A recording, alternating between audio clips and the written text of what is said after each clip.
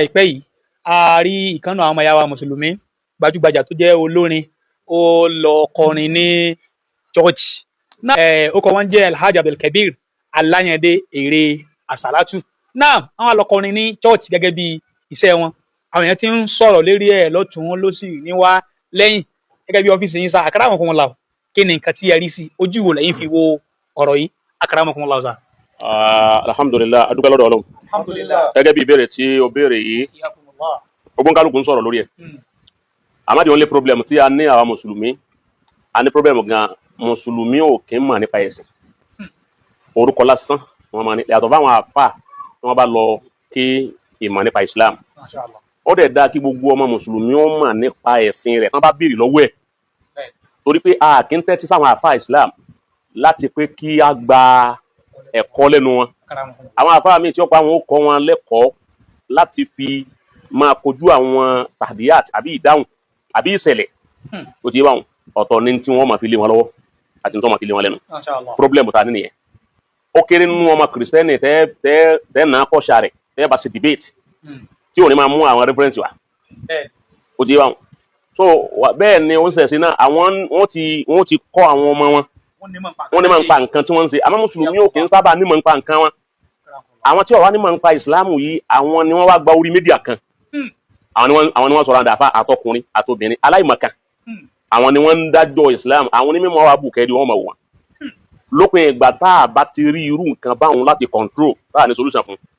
yóò máa lílé èèyàn kó nú ẹ̀sìn yóò máa pọ̀ ju fífa èèyàn sínú ẹ̀sìn lọ. naam alákọ̀ọ́kọ́ ń bẹ ni pé ẹni tí èrè àsálàtù ṣe ipe ọlọ church olórin ni àbí ẹ̀kọ́ a ó pe olórin Islam a pe ọ̀kan orin fújì ọ̀kan gbogbo ẹ̀ orin ní gbogbo ẹ̀ Islam ní orin Islam olórin bàbá Mudiru ti sọ fún wa pé kò sí ní jẹ́ Islamic song Muslim song pé àwọn mùsùlùmí ní ń kọ náà lọ́wọ́ èyí òun dúró tiẹ̀ lọ́kàn àbí ẹlẹ́ẹ̀kejì ń bẹ ni wípé ẹni tí ó wá lọ kọrin yìí a máa wípé èrè àsálàtù ní jẹ́ ìmáà fún orin rẹ̀ àkọ́kọ́ rẹ́kọ́ọ̀dù ẹ̀ tí wọ́n kọ sí àná Muhammadu bí ó sì máa kọ orin tí wọ́n múlẹ̀ aka ìwá púpọ̀ dáadáa ok wọ́n wá lọ ṣọ́ọ̀ṣì lọ lè kọrin wọ́n pè ń bẹ́ ó sì lọ ìwá lọ ṣọ́ọ̀ṣì lọ lè kọrin yìí ló ń kálukú wá ń jáde pé ó ti kó onú Islam ó ti kó mùsùlùmí ó ti dèrè ìṣẹ̀lẹ̀ ó ti kó lérè àkọ́kọ́ ná orúkọ tí ó ń kálukú ńlẹ̀ mọ́ ni ó ti bá wọn kó wá ní ọ̀hẹ́ káńtà forúkọ níwájú Ọlọ́run yóò rojú ẹ̀ number one nù torí pé òun gangan fún rẹ̀ ò declare ara rẹ̀ pé òun ò sínú ìsìlámù mọ́ ẹ̀yin lẹ wá declare lẹ́lẹ́wọ́ kọ́ míì mọ́ la tí èyí jẹ́ pé nu rẹ̀ lẹ́ ti gbọ́ èèyàn ẹ̀ ń káńtà rẹ̀ yóò ṣèṣì rẹ̀ níwájú Ọlọ́run níwọ̀n kan ẹlẹ́ẹ̀kejì ń bẹ ni wípé ńgbà tó lọ ìmọ̀ wo ni àwa tá a jẹ́ mùsùlùmí tá a fi pàdé ẹ̀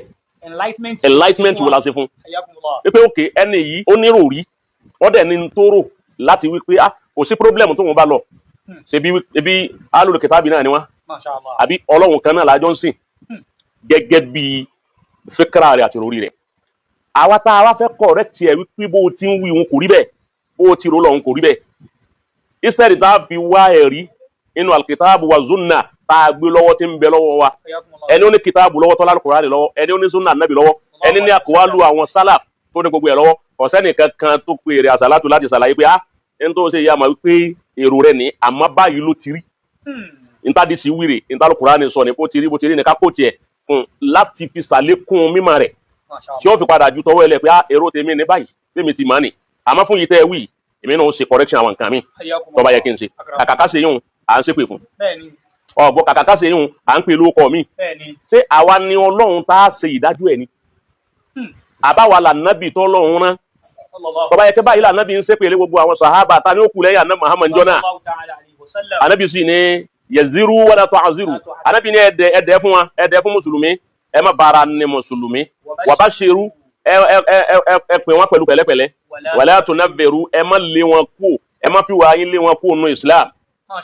àìmọye gbogbo orú wàrà dáradára tí ń bẹ lórí social media yìí pẹ̀lú àwọn aláìmọ̀kan tí wọ́n sáré jáde lórí nǹkan kan tí mùsùlùmí kan bá ṣe tá a bá rí pé nǹkan yìí fọwọ́ kan ẹ̀sìn díẹ̀ wọn ní fi mímọ̀ kún ó pè é pẹ̀lẹ́pẹ̀lẹ́ bá nábì tí máa kọ̀rẹ́tì àwọn sàhábà èyí tó ń ṣe náà ni pé wọ́n mọ̀ ṣe pé kọ́dà bọ́ já àfáà kan lọ́ba sí nǹkan kan èpè ni wọ́n bẹ̀rẹ̀ ó ti di kèfèrí ó ti di kinní kan ó ti dà fún onígbà ó ti dà fún aláwọ̀ gbogbo eléyìí ń bẹ nínú nǹkan tí wọ́n fi bú mùsùlùmí wípé mùsùlùmí tẹ́rọ́rìsì ní Mashallah. ọgbọ èmi ò sínú terrorist Alhamdulillah. basiru ntèmi wala tunafiru Mashallah. wa yaziru wala tu'aziru Basiru. bí ti wá ṣe rí nìyẹn Rahmatullah. àmọ́ ìwọ tó bá ń wúrú wa yìí wọ́n máa sírò rẹ̀ mọ́nú àwọn tí ń lé àwọn èèyàn kó nú ẹ̀sìn. Allahu akbar. Number 1 ẹlẹ́ẹ̀kejì mbẹ ni wípé ọlọ ṣọ́ọ̀ṣì lọ kọrin kò jáde kó nú Islam rárá kò jáde kó nú Islam Gẹ́gẹ́ bí iṣẹ́ wọn. kọ́dà kì í dé lẹ́sẹ̀ a lè sun pé ọya ó ṣe mistake ẹni ó bá wá ṣe mistake yà á correct mistake Hayyakumullah a sir. kì í ṣépè lẹ́ni tó ṣe mistake Hayyakumullah. èyí ò jẹ́ fáwọn ọmọ ìyá wa èyí tó parí ẹ̀ ni wípé àwa mùsùlùmí àfi ká ṣọ́ra Lọ́nà òsà. torí wípé àwọn èèyàn ń bọ́ máa lọ́wọ́ àwọn ọmọ wa ń bọ́ máa lọ́wọ́ inú àwọn tó kọ́mẹ́ǹtì tí wọ́n sọ̀rọ̀ bí àwọn nǹkan yìí ẹnìkan níjọ́ tó òun ti kú òun Islam lòun ti ní rest of mind òun sì ti ní peace tó jẹ́ pé Islam ló ní peace ló ní rest of mind ọwọ́ níjọ́ tó òun kú òun Islam lòun ti ní peace tí wọ́n bá ń wí pé kí wọ́n máa lọ ẹnìjọ́ bá ṣe má kí wọ́n má ṣe má ẹnìjọ́ bá yẹ kí báwọn lànàbì ṣe ṣé yọ sẹ́kù tí ó fi kàn wọ́ a fi pẹ̀lẹ́pẹ̀lẹ́ báyàn kọ́dà tó bá ṣe argument pẹ̀lú èèyàn ó ṣe pẹ̀lẹ́ ó bá correct èèyàn ọkọ̀ rẹ̀ tẹ̀ pẹ̀lẹ́pẹ̀lẹ́ nígbà tí wàhálà yín bá pọ̀ tẹ́ ń pè láwọn ọkọ̀ tí ó jẹ́ pé a ó ti di kíní kan ọlọ́mọ jẹ́ ọlá padà síbò bàbá wa yá wa ní ẹwọ òun ọ̀fẹ́ kan ṣe Islam ọ̀hún bá ṣe má kí ló fẹ́ ṣẹlẹ̀ ẹni tẹ́sí fún un náà lọ́pọ̀lọpọ̀ mùsùlùmí fi lé àwọn ọmọ ya rẹ̀ kó nù ẹ̀sìn òyìnbó kan ọkà òyìnbó ni kírísítẹ́nì ni ó wá ka alukur'an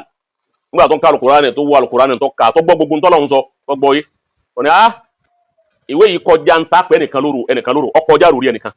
ajá sí wípé ń ta ànábì ń pèpè sí òun ànábì yẹn wà ní point ọwá lóhun di mùsùlùmí ọwá di mùsùlùmí tán lẹ́yìn tó di mùsùlùmí ọwá wo àwùjọ àwọn mùsùlùmí bá àwọn mùsùlùmí ṣe ìgbà tí èyí bá mùsùlùmí ṣe láàrin bí ọdún kan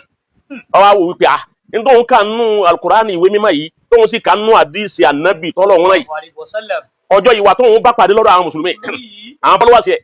o tiẹ̀ jọra wọn Islam lọ́lọ́tọ̀ àwọn followers rẹ̀ lọ́lọ́tọ̀ ni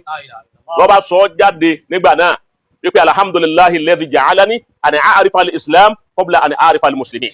Ọlọ́run dúpẹ́ lọ́dọ̀ Ọlọ́run ọba tó ní kóhun ó ti mọ islam kóhun ó tún mọ àwọn mùsùlùmí tó bá yẹ pé àwọn mùsùlùmí lòun bá kọ́kọ́ mọ̀ òun ò ní ṣe islam yìí òun rò pé bẹ́ẹ̀ sìn wọn ti rí ni wọ́n ń wà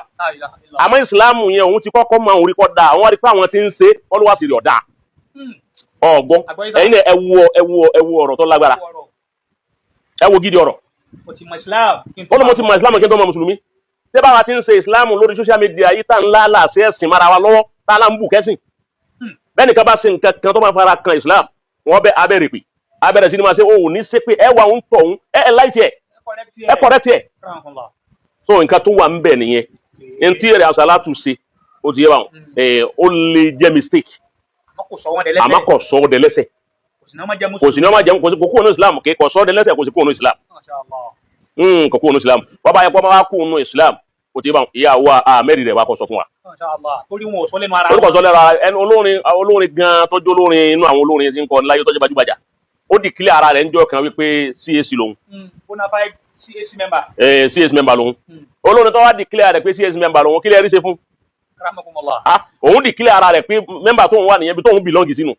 so èdè àṣàlátù olóhun belong síbẹ̀ wọ́n pè é fún sẹ́ẹ̀tì ẹ̀ tí ń ṣe òun lè jẹ́ gẹ́gẹ́ ẹni tó lè tajà ó lè tajà ni. ó kẹ́ ẹni tó wá lóun dìkílẹ̀ ara òun ṣe kó pẹ̀lú yín nìsín kókó lára wa kọ́dá àwọn àfáànù ìsìlámù tán jẹ́ àwọn àfáà tán bá tún ń ṣe mòlúdì tán ń ṣe àbí wọ́n ń ṣe kíní kan 30 years of stage àti 30 years of kíní kan ìdáwà wọ́n tún ń pè é pé kọ́ wa kọrin fáwọn ibi nǹkan dáwà kò tí ì sọ pé òun èé ṣe CAC má nítorí òun wà náà nìyẹn bẹ́ẹ̀ náà ló sì wà so kí ni problem àwọn mùsùlùmí so yassiru wala tu'azziru wa bashiru wala tunabbiru wọn lánàá Sheikh Adam ebi tíra àwọn kan mọ kàábẹ wọn lọkàn nínú àwọn mutaqaddimin nínú àwọn afa wọn lọ kọrọ yìí pé iza sadara min muslimin qawlun aw amalun yahtamilu al-kufra min mi'ati wajhin wal imana min wajhin wahidi humila ala al-iman wa lam yuhmal ala al-kufr wọn ní tí ọ̀rọ̀ kan àbí iṣẹ́ kan bá jáde lọ́dọ̀ mùsùlùmí àwa rí pé 100% aw 99% ká 99% ọsọ di kèfèrí